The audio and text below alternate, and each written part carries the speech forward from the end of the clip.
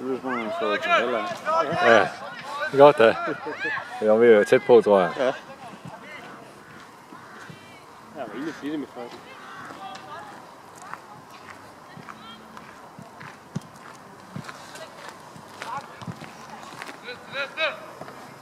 Den er 8 år foran. Hvad er det, ja? Er det Mads?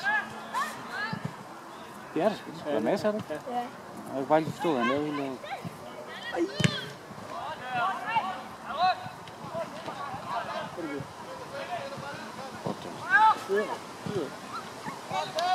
Nå, det er